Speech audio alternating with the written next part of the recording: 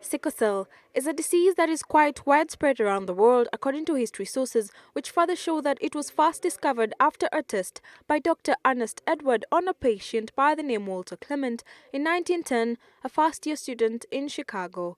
The recent studies here in Kenya indicate that 80% of patients suffering from the disease come from western part of the country, followed by the coastal region, with Mathare, Kibera and Kariobangi the mainly affected areas in Nairobi.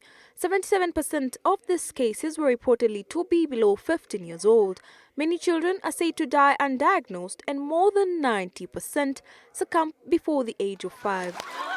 Violet Mbatu, a banker and also a mother of two, first knew she had sickle cell disease at the tender age of 12 during a blood transfusion procedure. The journey, she says, has not been easy. Imagine having a paper cut on your finger and it's continuous. The pain on the paper cut is continuous. It's continuous. Then magnify that pain by a number like maybe 10 or 20. Then now put it on a certain specific part of your body. That is just an explanation on what the experience is when you're having a sickle cell crisis. You feel pain, some extreme pain. Batu believes that she is lucky and blessed to have survived the disease to adulthood. She says the tests, management and even the long-term bone marrow transplant solution is quite expensive. Her mom being a nurse was more than a blessing, and she was able to get emergency attention during pain episodes associated with the disease. This is unlike her two friends who succumbed to the disease. So that day we got sick together. We were both rushed to Nairobi Hospital. I went through the emergency, and she went through casualty. I got out, she didn't get out. That sort of experience that doesn't sit well. Why? Sickle cell. Sickle cell is characterized by a group of disorders that affects the hemoglobin, a molecule in the red blood cells that transports oxygen in the whole body. People with this disorder have hemoglobin S, which can distort red blood cells into forming a sickle or crescent shape.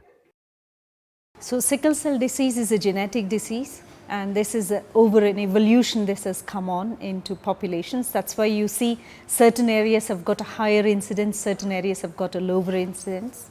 And predominantly sickle cell disease is an African disease. The sickle cell trait can be passed down to a child who has a 50% chance of acquiring the trait and a 25% chance of having the disease if both parents are carriers. But why is the disease predominant among the African population? Malaria. Due to adaptations, it has happened, as we were discussing earlier. In the olden days, people had, certain areas had a high incidence of malaria, and people used to die of malaria. So the malaria parasite used to stay inside the red cell. So what the environment has done is change the red cell shape to a sickled cell shape, so that this malaria parasite cannot survive. That is how people survived from malaria, but by default, they developed a mutation to get this sickle cell disease. According to Anthony Clifford Allison, a medical scientist who conducted numerous tests in 1954 within East Africa with over 5,000 samples, people with sickle cell trait are resistant to malaria. Well, the scientific method essentially means that you address a problem and try to find a solution. And so you look at children of the appropriate age and find out whether they are in fact protected against malaria. And if that's the case, you predict that you will have high frequencies of sickle cells only in areas where malaria is endemic.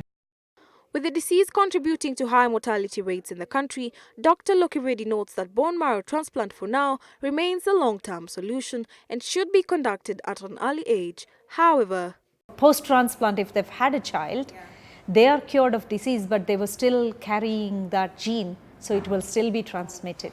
For most Kenyan sicklers, however, it is a cost that may be difficult for them to bear, with over 5 million shillings required for the procedure, and therefore all that is left is learning how to manage it, with persons hoping to get married and already have the disease advised to seek medical guidance to reduce the chances of passing the disease down to the next generations.